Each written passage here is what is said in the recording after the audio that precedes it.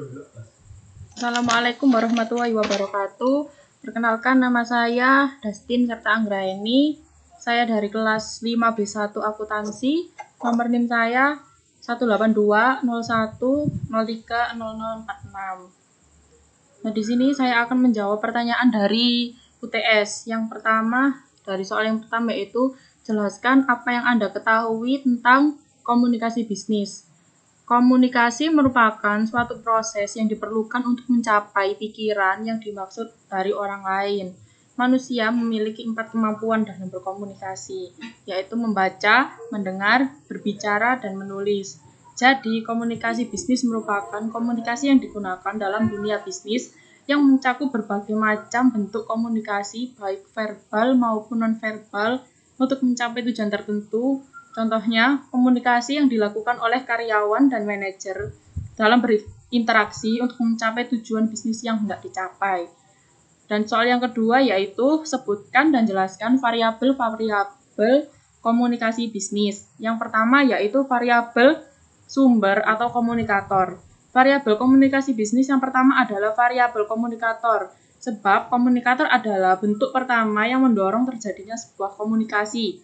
Oleh karena itu, kredibilitas komunitor itu sangat mempengaruhi reaksi dan respon dari komunikan. Kredibilitas ini biasanya dilakukan untuk menilai dari keahlian, dapat dipercaya, dinamisme, dan bersifat individual.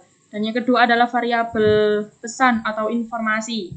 Dalam komunikasi, tentu ada suatu pesan atau informasi yang ingin disampaikan dari komunikator kepada yang lainnya, baik dalam perusahaan kepada konsumen, perusahaan kepada perusahaan lain, orang tua kepada anaknya, dan orang ke perusahaan mitra. Contohnya yaitu iklan. Yang ketiga yaitu variabel penerima atau komunikan. Faktor komunikan itu sangat penting karena menentukan bagaimana kita berkomunikasi, bahkan ada istilah analisis khalayak di mana dilakukan kajian untuk mengetahui profil khalayak. Pada bidang bisnis, analisis perilaku konsumen itu penting dilakukan. Yang keempat yaitu variabel konteks.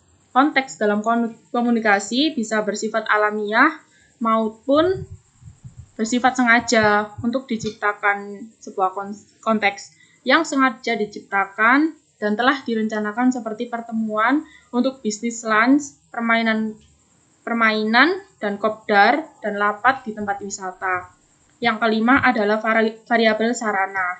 Pada komunikasi yang terjadi dibutuhkan suatu media saluran atau sarana untuk menghubungkan komunikator dengan massa atau banyak orang. Media tersebut bisa dikenal dengan media massa. Namun sekarang ini kita sudah sangat biasa dikenal dengan media massa. Namun sekarang ini kita sudah sangat dimudahkan dengan jaringan internet yang mengintegrasikan komunikasi pesan secara audiovisual yang interaktif. Dan yang keenam yaitu variabel efek. Efek di sini merupakan variabel yang sangat penting untuk diperhatikan. Efek ini bisa berupa dari yang tidak tahu menjadi tahu, perubahan sikap atau perilaku, dan lain-lain. Namun, efek tersebut juga bisa untuk memperkuat citra positif dari suatu organisasi tersebut. Yang ketiga yaitu jelaskan bagaimana cara berkomunikasi dalam komunikasi internal. Komunikasi internal merupakan komunikasi yang terjadi dalam lingkungan kantor atau organisasi. Komunikasi adalah sebuah kewajiban, terutama dalam menjalankan sebuah organisasi. Sebab tanpa adanya komunikasi, maka tentu saja orang-orang yang ada di dalamnya tidak akan dapat bekerja secara maksimal. Sebab kurangnya komunikasi bisa menjadi pemicu dari masalah-masalah yang akan timbul. Komunikasi internal juga menjadi sebuah pemicu dari masalah-masalah yang akan timbul. Komunikasi internal juga menjadi bagian untuk mengkoordinasikan antara satu bagian dan bagian yang lainnya. Sebagai contoh komunikasi yang tidak efektif. Tujuan dari komunikasi internal sendiri yaitu meningkatkan kinerja sumber daya manusia di dalam organisasi. Maka prosesnya dimulai dari terjadinya pertukaran informasi, di antaranya batang-batang struktur organisasi sebagai proses komunikasi di dalam organisasi. Kualitas komunikasi internal akan bisa menjadi tolak ukur bagi kinerjanya sebuah organisasi. Hal ini dapat dilihat dari cara berkomunikasi dalam komunikasi internal organisasi. Secara umum seperti melalui forum, grup obrolan, rapat, diskusi, dan presentasi. Komunikasi secara vertikal, komunikasi secara vertikal dan secara horizontal. Yang keempat yaitu jelaskan yang Anda ketahui tentang persuasif. Persuasif merupakan bentuk komunikasi yang tujuannya mempengaruhi dan meyakinkan orang lain.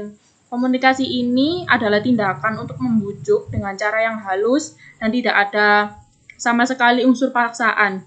Jadi, komunikasi persuasif itu melarang persuader untuk melakukan suatu kebohongan. Seperti kita melakukan iklan. Nah, di dalam iklan itu kita tidak boleh menjelekkan dari produk orang lain. Tapi juga kita tidak boleh membohongi bahwa produk kita itu memiliki kualitas yang bagus.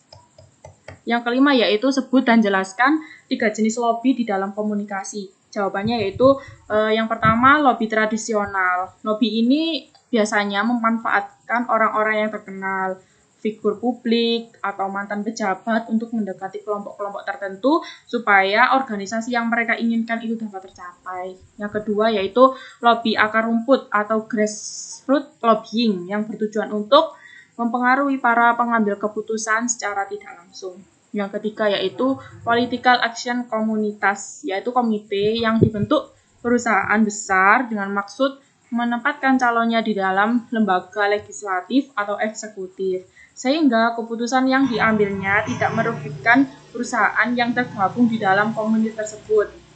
Sekian jawaban dari UTS saya, mohon maaf bila ada kesalahan. Bila fisabilillah, Assalamualaikum warahmatullahi wabarakatuh.